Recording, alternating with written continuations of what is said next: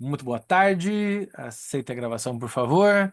Estávamos numa queima de digressão com o querido Benjamin, que voltou a- a- ao nosso laboratório de leitura. Aqueles que ficaram curiosos com o regresso do Benjamin e ficaram imaginando o que a gente fala na coxia, por favor, vou deixar o link do grupo aqui. Terminando Top Tem Tabu, vamos começar próximas leituras. Participe da nossa leitura, porque ao vivo é sempre mais gostoso, porque tem mais conversa entre a gente e é mais legal, tá bom? É isso aí. Então a gente tá no PDF do Totem e Tabu, na página 114. Ele é a mesma edição do Companhia das Letras, mas a paginação acaba sendo diferente. Então, no PDF 114, na Companhia das Letras, esse daqui, a gente está na página, na Companhia das Letras, no físico. A gente está na página 175. A gente está agora, a gente já passou todas as rebentações do Totem Tabu e a gente está na última parte, que é a mais longa, que seria o Mar Aberto, né? Pelo menos eu estou fazendo essa imagem oceânica do Totem Tabu, acho que pode ser didática, né? É como se tivessem várias rebentações, para quem aqui já brincou de surf, ou como eu que já brinquei de tomar vaca de onda, né? Porque surfista ruim não pega onda, toma vaca, né? E aí você passa as várias rebentações, que são. O Freud aqui ele faz uma espécie de grande apanhado de vários detalhes numa antropologia que ele está dialogando com o James Fraser, com o pai da psicologia lá, o Wundt, né? E ele vai estabelecendo uma leitura do totem, do tabu, todas essas questões do incesto e tal do tabu do incesto, para daí chegar nessa última parte que é a cereja do bolo, que é a melhor parte, porque é a conclusão de tudo, onde ele amarra alhos com bugalhos e mostra como que esse raciocínio cosmogônico da antropologia, que olha diferentes civilizações por cima, digamos assim, né? Como se fosse possível olhar panoramicamente, como que isso se funciona, como se articula dentro da dimensão da infância e o funcionamento do totemismo na infância, porque, segundo Freud aqui no Totem Tabu, o mecanismo neurótico, em especial o neurótico obsessivo na infância, funciona mais ou menos como o mecanismo totêmico dos povos ancestrais. Ó, devia escrever esse resumo, ainda bem que tá gravando, né?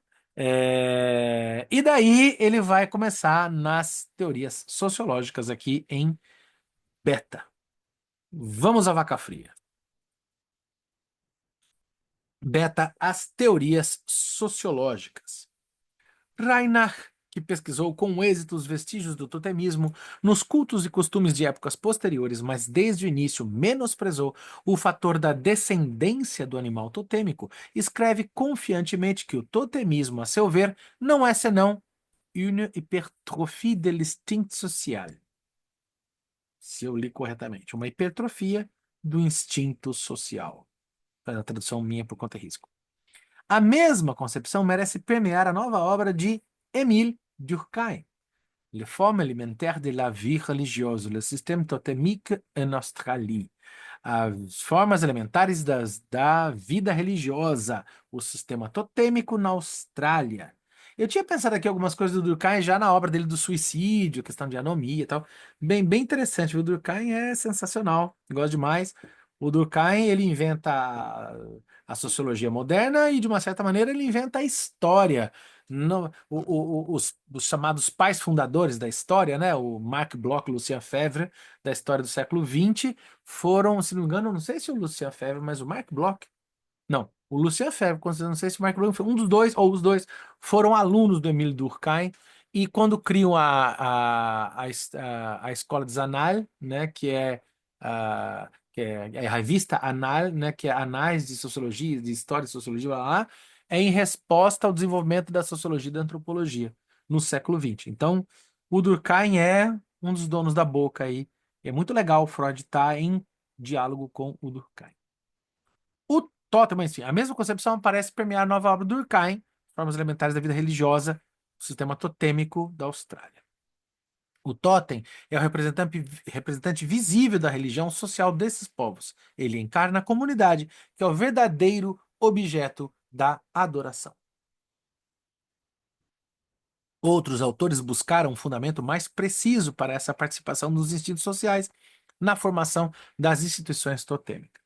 Assim, A. C. Haddon supôs que todo clã primitivo vivia originalmente uma espécie determinada de animal ou planta. Talvez praticasse também o comércio com esse alimento e o passasse para outros clãs em escambo. Eu acho que é posterior, né? Tô com ele de fácil visualização aqui. Não tô. Tava aqui, mas eu mudei, não lembro onde é que eu pus. Eu acho que tá para lá. Ixi, tá no outro, não. Tá na outra sala. Não.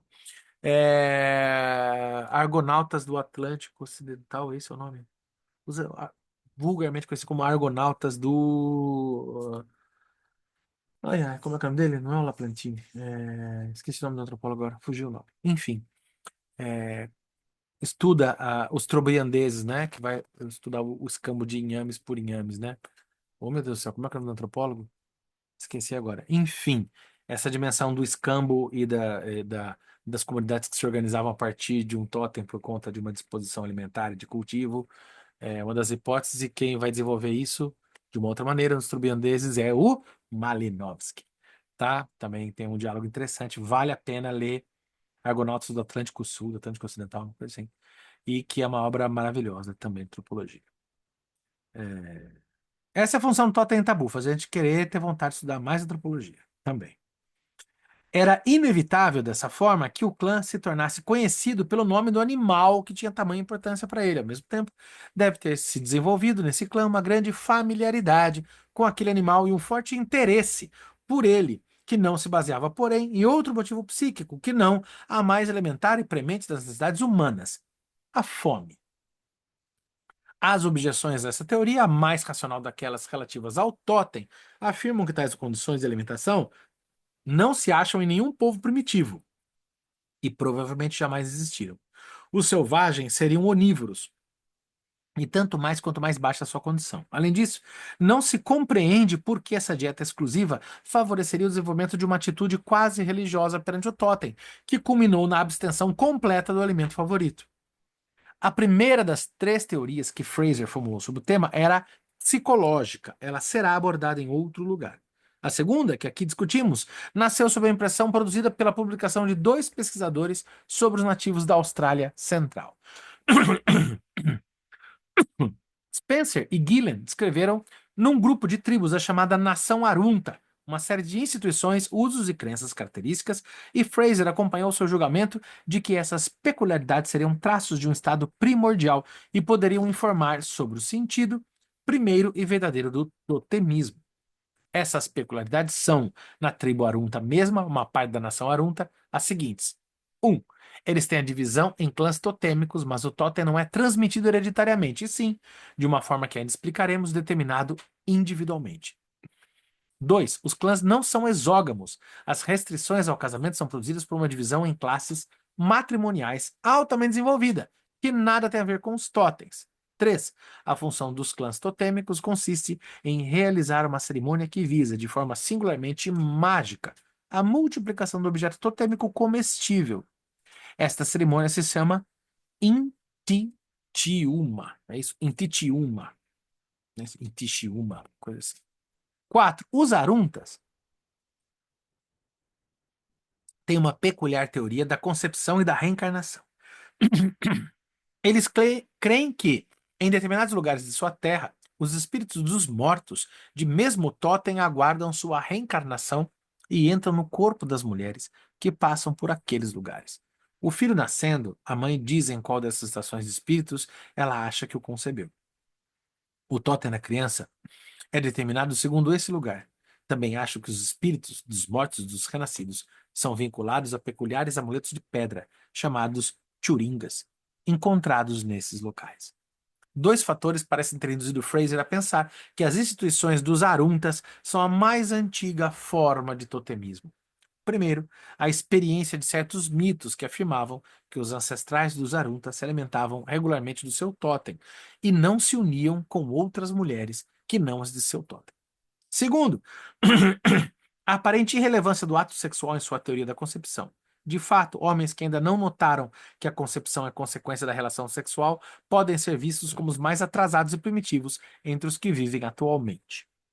Ao basear sua apreciação do totemismo na cerimônia do Intitiuma, Fraser enxergou o sistema totêmico sob uma luz inteiramente nova, como uma organização puramente prática para atender às necessidades mais naturais do ser humano.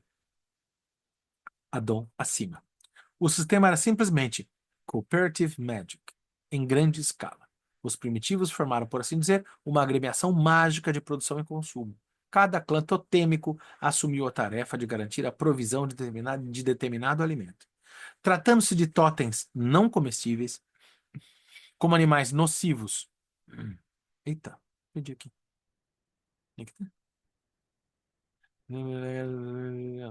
Não, inclusive como nocivos, vento, chuva, etc. O dever do clã era controlar esse elemento da natureza e torná-lo inofensivo. As realizações de cada clã beneficiavam todos os demais, dado que o clã não podia comer nada, ou muito pouco de seu totem. Fornecia esse precioso bem para os outros e era por eles abastecido com o que tinham de providenciar, como dever social totêmico. À luz dessa concepção, obtida através da cerimônia do Intitiuma,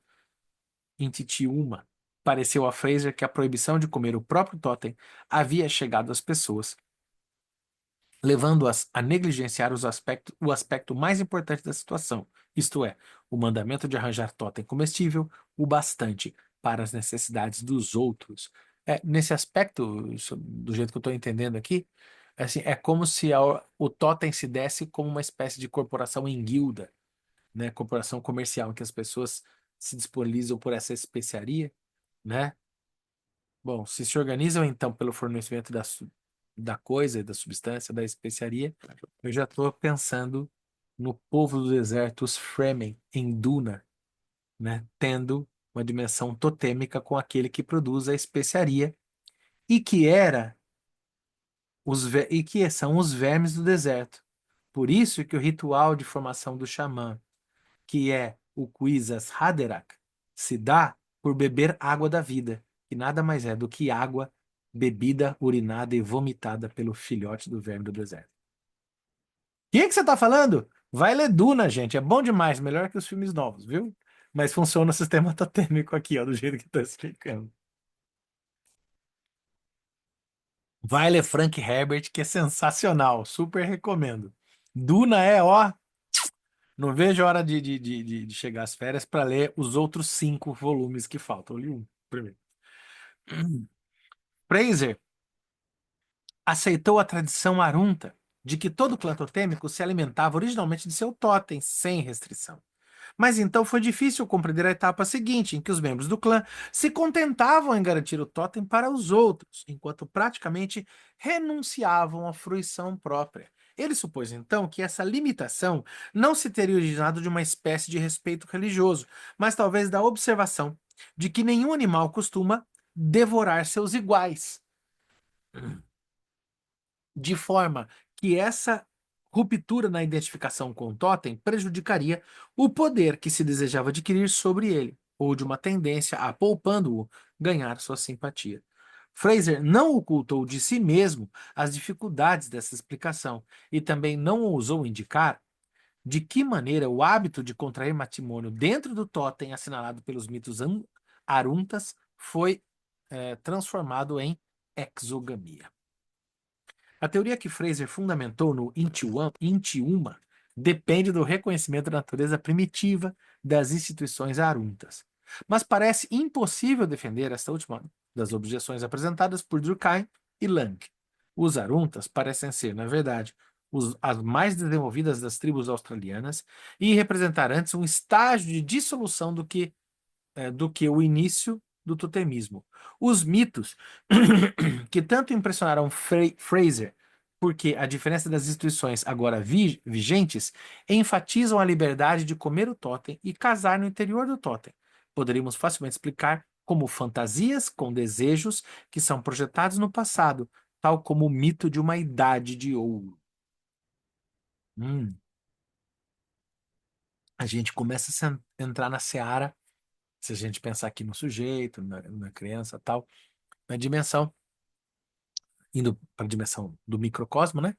Na dimensão do é, das memórias encobridoras, né? E não só das memórias, das memórias encobridoras e de como é, é, é, no processo de desenvolvimento da criança ela cria significações sobre um passado de modo a atuar ativamente na construção do passado, ou seja, você tem o passado não porque o que aconteceu no passado ocorreu, mas porque a tua memória agora do passado diz sobre o passado.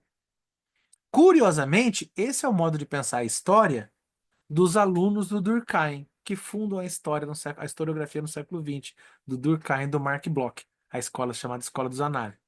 Na Escola dos Análises, a questão é, a história não é a narrativa do passado em sua verdade, mas sim a pergunta sobre o que homens do presente fazem sobre o passado. Daí que quando você muda a pergunta feita ao passado, o passado muda. Por isso o passado está vivo. Por isso, de uma certa forma, o historiador é sempre um psicanalista. Ó, né? Tá vendo? Tá vendo como é que eu vim parar aqui? Desse jeito, né? Desse jeito. Tem a ver história com psicanálise. Muito mais que muita gente pensa. Y não, isso aqui é gama, né? Estava onde? São letras gregas agora. O Márcio mancha de grego, hein? Márcio, isso daqui não é um Y. O que que é isso? É gama? Lambda? É lambda, não é? Eu não sei, não lembro, tá? Acho que está encoberto no texto. Aqui eu não estou vendo. Onde você está? As teorias psicológicas. A gente começou em beta. Ah, Aí, tá. Você está falando aqui a letra aqui? Tá, é um isso, gama. é um Um gama, gama. né? Mas aqui no impresso parece mais gama. Aqui tá meio parecendo. É porque ele interpreta como Y, né? Porque na impressão do PDF ele lê como mais é um gama. Tá. Obrigado, sabia. O Márcio é nosso consultor de texto grego aqui. Tá vendo? Um grupo completo, rapaz. Aqui não escapa nada. O Rafa Ramalho, parece Lacan dizendo que a história não é o passado, mas o passado historicizado no presente. Sim, esse danado desse Lacan deve ter pego do Mark Bloch e Lucian Febvre, não vem não, né? É muito doido. Eu lembro que eu falava isso da história, as pessoas falavam, mas isso daí como é que é? Isso não é história, é filosofia. Eu me lembro quando dava aula de história, eu ficava bravo. Porque, às vezes, né, falava, pais de aluno em reuniões falavam, mas meu filho adora a sua aula. Mas você fala umas coisas diferentes, né? Você é professor de filosofia? Eu falava, não, é história mesmo, minha senhora. Porque eu me lembro de um professor que eu tinha, sensacional, chamado Francisco Miranda, Chico Miranda, ele trabalhava muito com Idade Média, e ele fez uma vez a seguinte pergunta que a gente ficou assim, né?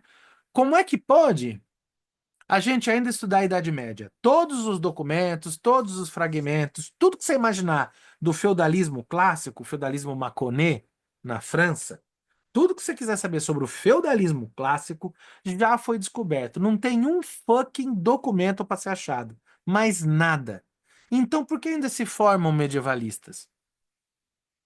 Por quê? Porque as perguntas que os medievalistas fazem para a Idade Média muda, porque os homens mudam, as perguntas mudam. Se as perguntas mudam, o que se diz sobre o passado muda. A história não é passado. O passado já foi. A história é aquilo que se pensa sobre o passado. A narrativa, né? Eu tenho um historiador chamado Paul Vane, que ele fala que a história é um romance real. Por quê? Porque o modo de narrar a história é tão narrativo quanto a narrativa ficcional. Contudo, é baseado em coisas que aconteceram. Pedro Álvares Cabral chegou no Brasil. Pode falar que não chegou, né? Qual é o significado disso? Antes falavam achamento, depois falavam descobrimento. A gente hoje fala muito mais invasão. Legal. Mas Pedro Álvares Cabral chegou no Brasil. A gente fala português, é uma prova disso, né? O significado do processo colonizatório a gente sempre debate e a gente entende que é um processo de violência, né? Então, esse aqui é um mecanismo assim, a gente está assim, psicanálise, antropologia, história, estamos fechando no mesmo modo de ler, né? Valeu aí, Rafa. Vamos lá. Nosso gama, as teorias psicológicas. A primeira teoria psicológica de Fraser, formulada antes de conhecer as observações de Spencer e Gillen, baseava-se na crença numa arma externa. O totem devia representar um lugar seguro de refúgio para a alma, no qual ela é depositada para escapar aos perigos que a ameaçam. Se o primitivo abrigava sua alma no totem, era ele mesmo invulnerável e, naturalmente, evitava ferir o portador de sua alma. Mas, como não sabia qual indivíduo da espécie animal era esse portador, inclinava-se a poupar a espécie inteira. Mais tarde, Fraser abandonou essa teoria de que o totemismo vem da crença em almas. Ao tomar conhecimento das observações de Spencer e Gillen, propôs a teoria sociológica que acabamos de ver, mas logo achou que o motivo de que fazia derivar o totemismo era racional demais e que havia pressuposto uma organização social complicada demais para ser considerada primitiva. É um erro comum mesmo. As associações cooperativas mágicas pareceram-lhe frutos tardios, em vez de germes do totemismo. Buscou um fator mais simples, uma superstição primitiva por trás dessas formações, para com ele relacionar a gênese do totemismo. Esse fator original ele encontrou na singular teoria da concepção dos Aruantas. Os Aruantas, como já mencionei, eliminam o nexo entre a concepção e o ato sexual. Quando uma mulher se sente grávida, é porque um dos espíritos que aguardam o renascimento, na mais próxima estação de espíritos, entrou em seu corpo e dela nascerá. Esse filho tem o mesmo totem de todos os espíritos que aguardam naquele lugar.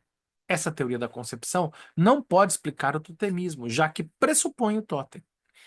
Mas se recuamos um pouco mais e supomos que originalmente a mulher acreditou que o animal, a planta, a pedra, o objeto que ocupou sua fantasia no instante em que se sentiu grávida, nela realmente penetrou e dela nascerá em forma humana, então a identidade de um indivíduo com seu totem será realmente justificada pela crença da mãe e todos os outros mandamentos do totem, excetuando a exogamia. Poderiam facilmente decorrer disso. O indivíduo se recusaria a comer desse animal, dessa planta, porque estaria comendo a si mesmo. Mas de vez em quando seria levado a fruir cerimoniosamente do seu totem, pois assim poderia reforçar a identificação com o totem, que é o essencial no totemismo. Observações de W. H. R. Rivers, realizadas nos nativos das Ilhas Banks, pareceram provar a identificação direta de indivíduos com o seu totem, com base nessa teoria da concepção. A derradeira fonte do totemismo seria, então, a incerteza dos selvagens quanto ao processo pelo qual homens e animais se reproduzem. Em especial, a ignorância do papel dos machos na fecundação. Tal ignorância deve ser favorecida pelo longo intervalo entre o ato da fecundação e o nascimento da criança, ou a sensação dos primeiros movimentos da criança. Por isso, o totemismo é uma criação do espírito feminino, não do masculino. Suas raízes estão nos caprichos, sick fancies, fantasias doentes da mulher grávida. Anything indeed that struck a woman, the mysterious woman. Vai traduzir aqui, né? De fato, tudo que impressionou a mulher naquele misterioso momento de sua vida, quando ela primeiramente se deu conta de ser uma mãe, pode ser facilmente identificado por ela com a criança que tem no ventre. Tais fantasias maternas, tão naturais e, ao que tudo indica, tão universais, parecem ser a raiz do totemismo. Eu não sei como é que é hoje, se isso acontece, mas tem algo muito mítico, né? A questão dos desejos de mulher grávida, né? A mulher grávida tem aquelas. Antigamente, eu acho que era mais recorrente, mas não sei como é que é hoje, mas tinha muito, né? Essa coisa, a mulher tá com desejo de grávida, né? A mulher quer leite de onça, e o homem tem que ir lá no zoológico, opa, tirar leite de uma onça para trazer para a esposa. Por quê?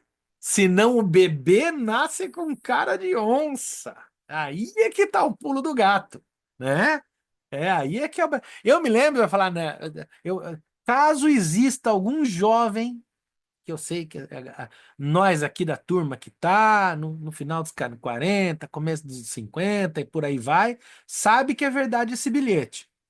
Agora, para os mais jovens, eu posso dizer que eu me lembro de uma história da minha tia. Eu tinha a tia Edinice. Tia Edinice tinha uma mancha marrom na canela.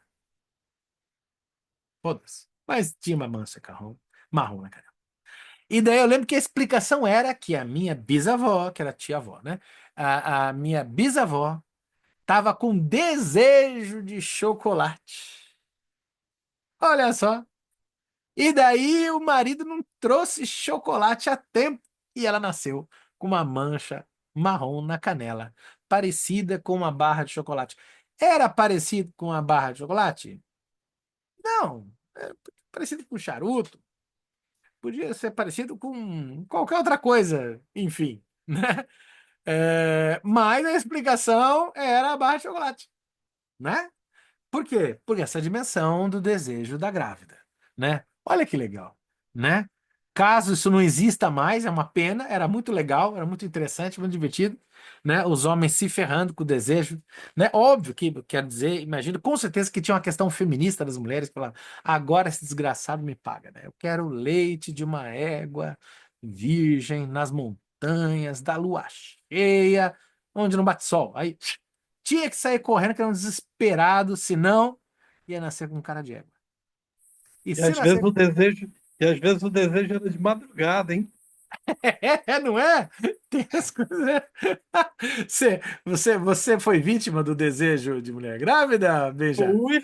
Fui. Tive que comprar manga. Fui numa quitanda que estava aberta no centro, de madrugada. Aqui é Comprar. verdade. Diga aí, Beija. Foi isso mesmo. Fui comprar manga É numa mesmo? quitanda de madrugada. Eu tive que sair, ela estava com vontade, uma vontade muito grande. E tinha essa coisa de que ia nascer com cara de manga, ninguém sabia. O Totem Manga. E que não podia deixar, né, a mulher ficar com vontade. E aí fui sair, peguei o carro, fui de madrugada comprar manga. E outras vezes comprei outras coisas, mas essa de madrugada foi fogo, porque eu tive que achar algum lugar aberto para comprar manga. As histórias dos caras batendo nas vendas, sei lá, na farmácia. Pelo amor de Deus, minha esposa tá com desejo, abre esse negócio, né? Não é? Tá certo. É óbvio que nada mais era do que a esposa de Benjamin se vingando de Benjamin e de seus carnavais, mas com certeza, ali você tem a dimensão do feminismo acionado na sua raiz mais primordial, né? Falar agora, esse cara me paga, ele vai caçar essa manga lá longe. E não pode dizer não, né? É incrível, né? Então, parece que é uma vingança meio que completa, né? Aquele rostinho angelical, quero uma manga. Aí tudo bem. Como? Você sabe o que significa? Veja, Oi, fala Benjamin, mais. você, Benjamin, você pode até não voltar, mas a manga tem que chegar. Tem. Tinha que sair. Não, essa manga tinha que chegar. Se eu não chegasse, e a mulher fica também, ela fica muito, né, como é que eu vou dizer? Ela fica a flor da pele, ela fica muito ela chora, né? Então a gente acaba, não tem jeito. Que revanche. Que revanche, meu Deus. Você sabe que vocês estão contando isso? Eu lembrei, olha, e eu não contei para minha esposa. Contar aqui em rede nacional, esse vídeo vai ter milhares de visualizações. Eu não contei para minha esposa que um dia desses ela queria um brigadeiro, e daí eu cheguei, a padaria tava fechando. Na hora eu falei, puta merda, ela vai falar que eu demorei para trazer. Porra do brigadeiro. E eu inventei a história na hora. Eu cheguei ali, foi 3 semanas, depois, assim, sei lá, 2, 3 semanas. Eu cheguei e falei, ô moça, eu falei, já fechou? Lá, já fechamos. E eu falei, poxa, sabe que a minha esposa tá com desejo? Eu falei, deixa eu pegar o brigadeiro. E era só pro brigadeiro mesmo. Eu falei, deixa eu pegar o brigadeiro, ela tá com desejo. Não faz chegar em casa sem um brigadeiro, não. Aí a moça lá, tá bom, moço, que pra sua esposa eu deixo ela, ela abriu. Fui lá e comprei. Comi o brigadeiro também, mas era pra... E para quem tem esposa, né, sabe como é que é. E ele, uma pessoa, né, ser o dono da loja de brigadeiro para se casar, não, eu entendo perfeitamente, leva. Não fale, porque ou quem te atende é mulher e sabe como é que é. ou quem Aham. é o homem e sabe como é que é, né? Então, Sim, sim. de qualquer modo, é sobre isso. O interessante é perceber aqui, se vocês estão vendo, mas, por exemplo, nas sombras, o sorriso de Maria Augusta, que só escuta a gente, dá risada e não fala nada, né? Né? E já imaginando, olha, tem uma nota feminismo muito importante a ser marcada aqui, tá? Que bom, que ótimo, é sobre isso mesmo. Maravilha. Então vamos lá. Tais fantasias maternas tão naturais e, ao que tudo indica, tão universais, parece ser a raiz do totemismo. Olha que legal, né? Como isso é presente e como isso é Sabe, ancestral. eu acho que tem alguém querendo entrar aí. Dá uma olhada para ver se Oi, ajuda. param Tem no alguém. Acho que tem alguém querendo entrar e não está conseguindo. WhatsApp, será? Deixa eu ver. Mas aqui no nosso grupo, no chat, não tem nada. E aqui é liberado para entrar. Clicou no link e entrou. O que será? Como é que você viu isso? Não tô te ouvindo, Francisca. Você tá mutada. Tem que apertar o microfoninho. É isso mesmo? Não? Então, então não. Vamos lá. Tudo bem, gente? Tudo certinho? Preciso fazer alguma coisa? Não, né? Qualquer coisa, avisa aí, né? Participantes, estamos todos aqui. Maravilha. Então, vamos lá. Qualquer coisa, grita, manda mensagem aí, fala aí. A principal objeção à terceira teoria de Fraser é a mesma que foi apresentada contra a segunda, a sociológica. Os Aruntas parecem ter se distanciado bastante dos primórdios do totemismo. Sua negação da paternidade não parece decorrer de uma ignorância primitiva. Em alguns aspectos, inclusive, eles têm a herança pela via paterna. Eles parecem ter sacrificado a paternidade a um tipo de especulação, a fim de venerar os espíritos ancestrais. Se elevam o mito da Imaculada Concepção através do Espírito a uma teoria geral da concepção. Não podemos, por causa disso, atribuir-lhes desconhecimento das condições da reprodução, assim como não o fazemos com os povos da antiguidade na época em que surgiram os mitos cristãos. Ahn, Outra teoria psicológica da origem do totemismo foi proposta pelo holandês G. A. Wilken. Ele faz uma relação entre o totemismo e a transmigração das almas. O animal em que, segundo a crença geral, as almas dos mortos encarnam de preferência, torna-se um parente, um ancestral, e como tal é venerado. Mas, provavelmente, no entanto, a crença de que as almas transmigram para animais deriva do totemismo e não o contrário. Outra teoria sobre o totemismo é defendida por eminentes etnólogos americanos como Franz Boas, C. Hiltut e outros.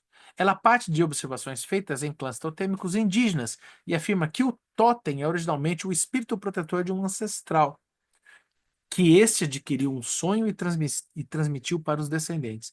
Já vimos as dificuldades que oferece a hipótese da origem do totemismo como herança um indivíduo, do totemismo como herança, acho que de um indivíduo, supõe, não? Além do mais, as evidências australianas não apoiariam a ideia de relacionar o totem ao espírito protetor. Quanto à última teoria psicológica enunciada por Wundt, dois fatos são para ela decisivos. Primeiro, o objeto totêmico original e mais difundido é o animal. E segundo, os primeiros animais totêmicos coincidem com os animais almas. Silentier. Eu não sei nem que língua tá isso aqui. Tá? Silentier. Imagina. Animais almas, como pássaros, serpentes, ratos, lagartos, prestam-se a serem tidos como os portadores da alma, que abandona o corpo devido à sua grande mobilidade, sua capacidade de voar e outras peculiaridades que causam surpresa e aversão. O animal totêmico é derivado das transformações da alma sopro, Raunsil, em animais. Assim, para Wundt, o totemismo vai dar diretamente na crença em almas ou animismo. Existe, se não me engano, no símbolo, no logotipo, seria mais correto dizer, não sei, na abreviação do movimento LGBTQIAP+, né? Na língua portuguesa é isso aí, LGBTQIA+. E não sei se está faltando algum, mas enfim, é isso aí. Da língua inglesa, nos Estados Unidos, ele tem outras letras, né? E tem lá, se não me engano, que é dois S, que seriam two souls, duas almas. E o duas almas vem porque a galera nos Estados Unidos que tem essa base de, assim, de estrutura, de compreensão de si, como pessoas que têm duas almas. E se não me engano, algumas delas podem ser almas de animais também. Aí eu não tenho certeza. Me parece. Aí a galera, caso alguém saiba aí sobre questão do movimento LGBTQIA+, na gringa, pode explicar, fica à vontade, eu não sei. Mas eu ouvi falar alguma coisa desse tipo, que tem a questão de duas almas e que uma delas pode ser animais, e são almas diferentes, então essa seria também uma outra categorização de gênero. Eu sei que, metaforicamente, esse exemplo tem uma série na Netflix que é super engajada com essas questões contemporâneas da Star Trek. Na Star Trek, que é uma das estrelas, é aquela chinesa lá, que faz tudo ao mesmo tempo em todo lugar, né? Naquela série tem um personagem que é duas almas, tá? E que passa por essa dimensão. Mas é o que eu sei, só para exemplificar. Fala, Benji. Sabe, aqui também no Amazonas tem um, um sapinho, é um sapinho não, uma rã, que vive na copa das árvores, árvores altas, sabe? Em algumas localidades aqui da Amazônia, que ela produz um remédio que é chamado de cambô. Então, os índios eles tiram é tipo uma enzima que fica na costa da rã, É um colocam numa alucinógeno. madeira. Oi? É um alucinógeno. Isso, é o enteógeno, né? Ele leva para uma experiência interior. Então, e também com visões, revelações, né? Então, o que que acontece? Eles fazem queimaduras e colocam em cima desses pontos queimados o remédio do sapo, né? Aquela enzima. E algumas tribos, eles fazem isso, inclusive, para caçar, para ter revelações e tal. E as pessoas, eu não sei se quer dizer isso, porque que ele está falando uma alma fora do corpo, né? É, é, cada pessoa ela tem um animal, entendeu? Que é vetor dessa experiência extracorporal. Então, por exemplo, muitos deles se veem voando sobre a floresta, né, em gaviões, sabe? Outros em onça. Então, através dessas experiências, eles encontram caça, encontram mantimentos, remédios. Eles fazem viagens através desses animais e depois retornam para o corpo e vão aos locais onde eles visualizaram que estaria a caça, que estaria o remédio. É uma experiência xamânica, né? Cara, que legal isso que você tá falando. Sabe por quê? Eu vou pegar um livro. Dá 2 segundos para eu sair de cena aqui. E eu acho que isso está descrito numa obra literária amazônica. Quer ver? Conta aí.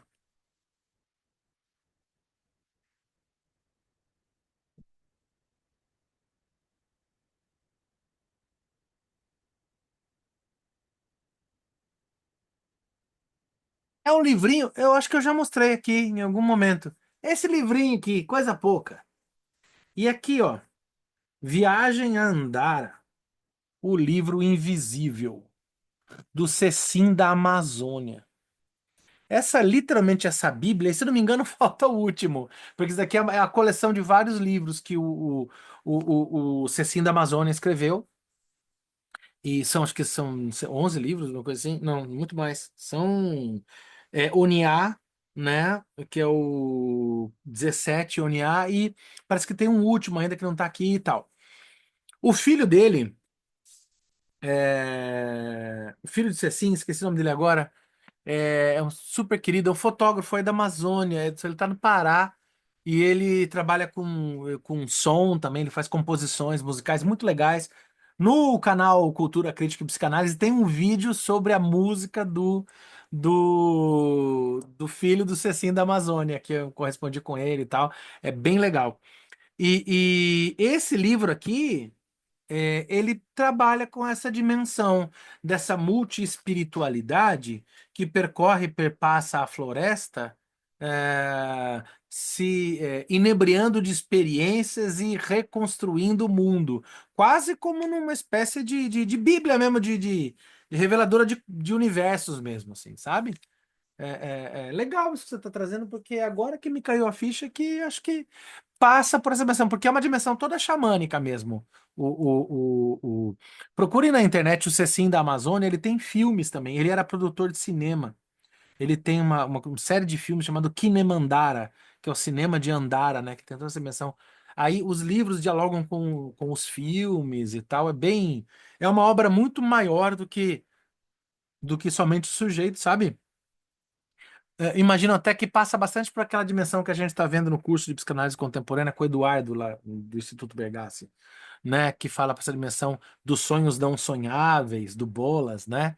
Da ideia da arte que atravessa gêneros distintos e tal. Eu acho que o Cecim da Amazônia é bem isso, né? Vicente Francescim, né? E outro, é o Bruno Cecim, né? É Bruno, né? O nome dele, que trabalha que foi para música, inclusive musicando esses poemas do pai, vale bem a pena. Depois eu ponho no grupo aqui o link do som que ele tá fazendo, é bem interessante, assim, sabe? Eu vou ver se eu encontro alguma coisa no YouTube que fala a respeito disso que eu comentei Uhum. aqui e vou ver e coloco lá no grupo também. Hum. Legal, eu já tinha ouvido falar dessa experiência do sapo. Diz que é muito intensa, né? Diz que assim, inclusive para chegar no ponto a galera passa mal fortemente, assim que é muito poderosa, né, essa substância do sapo, né? É muito poderosa, É. é chamado de vacina do sapo. Inclusive, os japoneses tentaram patentear porque ela tem um valor medicinal muito grande, inclusive, mas não conseguiram, né? Então ainda é nosso, essa história ainda é nossa. Bora a gente patentear antes que os estrangeiros o façam. Enfim, né? E bom, que o royalty seja dos povos indígenas ali, né? Por favor. Enfim, massa demais, cara. Valeu, valeu mesmo. B e C, a origem da exogamia. Eu não sei se esse B e C é BC mesmo, ou se ele é uma letra grega que aqui o tradutor leu como B e C. Alguém está fazendo uma comparação paralela com o livro escrito, né? Eu não sei porque não era B e C, né? Não sei se é agora beta e teta, enfim, sei lá. Vamos ver se eu acho aqui rapidamente alguma coisa. Não, é B e C mesmo. Origem da exogamia e sua relação com o totemismo. É isso aí. Expus as teorias do totemismo em algum detalhe, mas temo que a inevitável abreviação que ainda assim sofreram tenha prejudicado seu efeito. Nas questões que se seguem, tomarei a liberdade, no interesse dos leitores, de uma concisão ainda maior. As discussões sobre a exogamia dos povos totêmicos são, devido à natureza do material, particularmente complicadas e de difícil apreensão. Confusas, podemos dizer. Os propósitos deste ensaio consentem que eu me limite a destacar algumas diretrizes, remetendo os que desejarem aprofundar o assunto às obras especializadas que tantas vezes citei. A posição de um autor ante os problemas da exogamia está relacionada naturalmente à adoção desta ou daquela teoria sobre o totem. Algumas dessas explicações do totemismo dispensam qualquer nexo com a exogamia, de modo que as duas instituições são totalmente separadas. Duas concepções aqui se defrontam. Uma mantém a visão original de que a exogamia é parte essencial do sistema totêmico. A outra nega esse vínculo e crê na coexistência fortuita dos dois traços das mais antigas culturas. Em seus últimos trabalhos, Fraser defendeu resolutamente o segundo ponto de vista. I must request, papapá. Devo solicitar ao leitor para ter sempre em mente que as duas instituições do totemismo e da exogamia são de origem e natureza fundamentalmente distintas, embora se tenham acidentalmente cruzado e misturado em muitas tribos. Totemismo and Exogamy, volume 1, prefácio, página 12. Ele adverte explicitamente quanto a outra opinião que seria a fonte de intermináveis dificuldades e incompreensões. De modo contrário, alguns autores vieram a enxergar na exogamia a consequência necessária das concepções totêmicas fundamentais. Durkheim expõe em seus trabalhos como o tabu ligado ao totem acarretaria a proibição de usar uma mulher do mesmo totem para relações sexuais. O totem é do mesmo sangue que o indivíduo, daí a interdição do sangue ligada à defloração e à menstruação. Proibir as relações sexuais com a mulher que pertence ao mesmo totem. Andrew Lang, que nisso está de acordo com Durkheim, acha inclusive que a proibição de ter mulheres do mesmo clã não requer interdição do sangue para vigorar. Para isso, bastaria o tabu geral do totem, que proíbe, por exemplo, ficar sentado à sombra de uma árvore totêmica. Aliás, Lang também defende uma outra origem para a exogamia.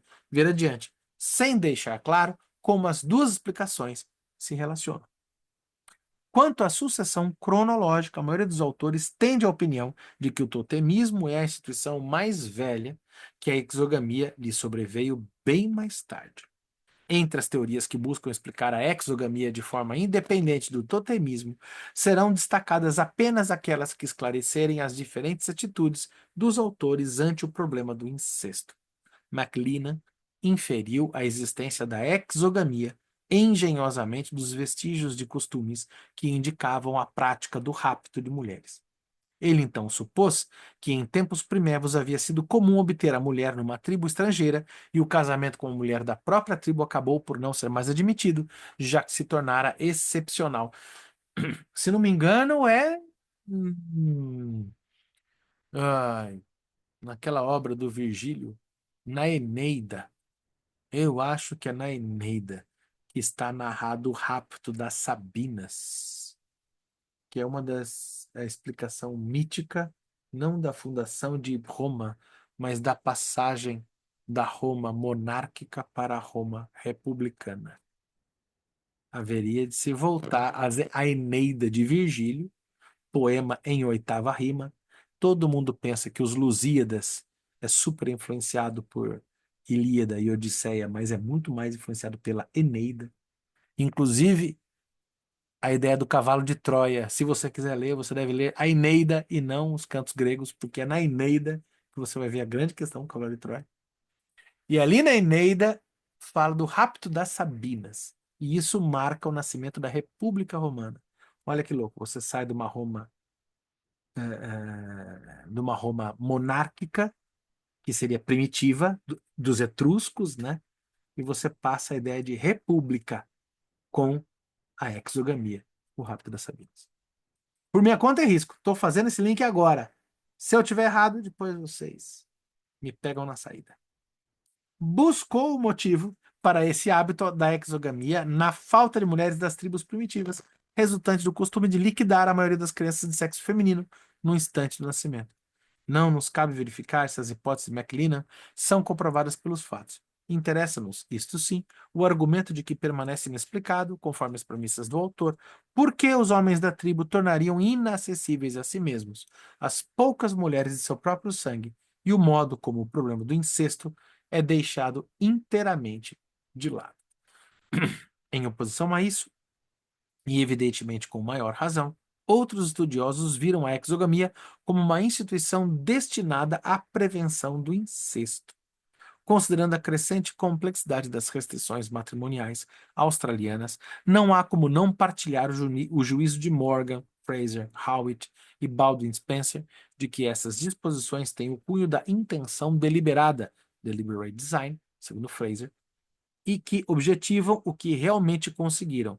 And no other way does it seem possible to explain all details of the system in one so complex and so regular. Nenhuma outra forma parece possível explicar em todos os seus detalhes um sistema tão complexo e tão regular ao mesmo tempo.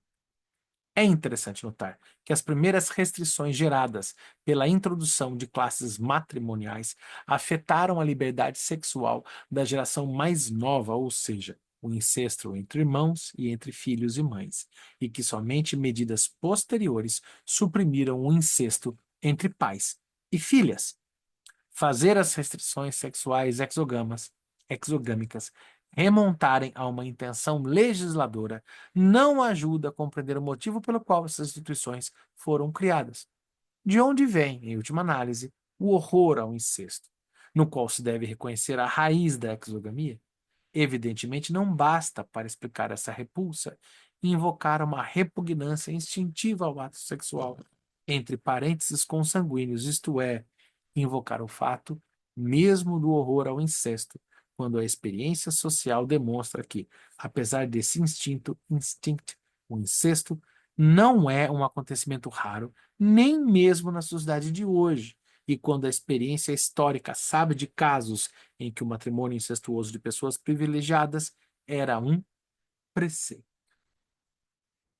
Westermarck afirmou, explicando o horror ao incesto, que entre pessoas que desde a infância vivem juntas há uma inata aversão ao intercurso sexual e, como tais pessoas são em geral parentes consanguíneos, esse sentimento acha expressão natural no costume e na lei, através do horror ao comércio sexual entre parentes próximos.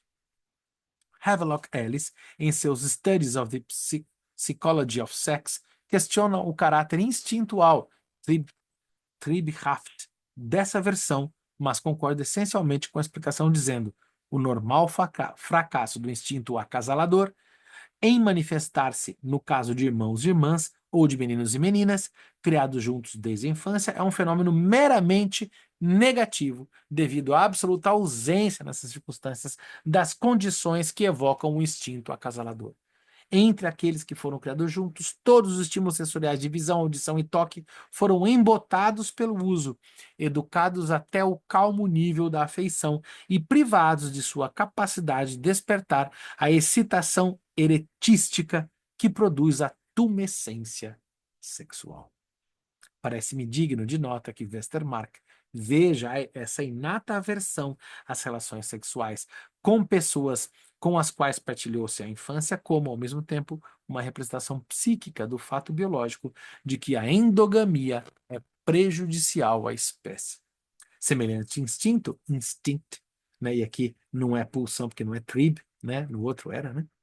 Biológico, se enganaria a tal ponto que, em vez de atingir os parentes consanguíneos prejudiciais à reprodução, afetaria os habitantes da mesma casa, inteiramente inofensivos nesse aspecto.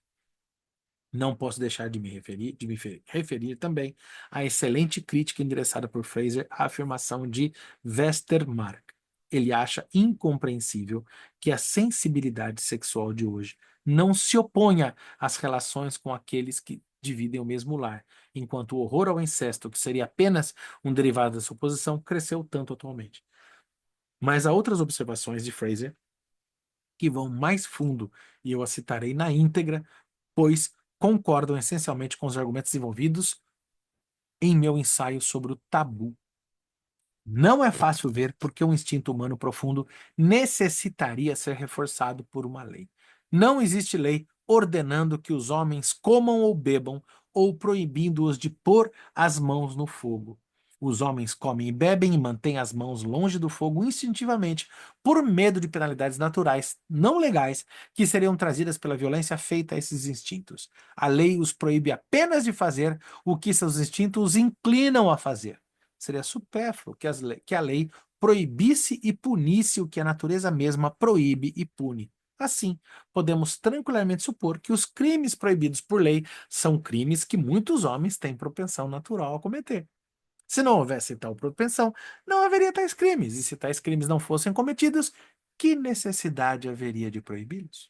Portanto, em vez de supor pela proibição legal do incesto que há uma aversão natural ao incesto, deveríamos supor que há um instinto natural para ele, e que se a lei o reprime, como reprime outros instintos naturais, assim o faz porque os homens civilizados chegaram à conclusão de que a satisfação desses instintos naturais é nociva aos interesses gerais da sociedade. A esta preciosa argumentação de Fraser, posso acrescentar que a experiência da psicanálise mostra ser insustentável a suposição de uma inata aversão ao incesto. Ensina, pelo contrário, que os primeiros impulsos sexuais dos jovens seres humanos são de caráter incestuoso e que tais impulsos reprimidos têm, como forças motrizes de neuroses posteriores, um papel que não se pode exagerar. E assim, nesse momento áureo, que parece que Freud vai dar o pulo do gato, eu vos deixo com o vazio do significante, né? Com a falta de sentido, fazendo um corte em homenagem àquele amigo Lacan, tão sacana, francês maldito. Né? Tá certo? Acho que é um bom momento, né? Falar aquele gostinho de quero mais. E agora, não percam as cenas do próximo capítulo, né? Às sextas-feiras. Olha lá. Estamos aqui no PDF, na página 125. Eu pensei em chegar na 127, tá bom, 125. Então, no texto impresso, a gente está aqui, portanto. Vamos ver onde é que está. Deixa eu ver, tá depois da citação do Fraser, né? Deixa eu ver, começa aqui, não é fácil, né? É isso mesmo? Ah, tá, uma citação enorme. Não é fácil lá. Eita, tô perdido aqui. Onde é que terminou? Ser refundado por uma lei, não existe lei. Onde é que eu tô? Gerais da sociedade, é isso mesmo? Em sociedade, é isso mesmo? Sociedade, título, aí vem a esta preciosa. Ah, tá. A gente está entrando no portanto aqui, né? Isso. O portanto, a gente está na página 191. Então, a gente está no PDF, né? No PDF, a gente está na página 125, né? E no livro, a gente está na página 191. Paramos na palavra portanto. Hoje é dia 4/4, certo? Estou para o compartilhamento e parando a gravação. Muito obrigado.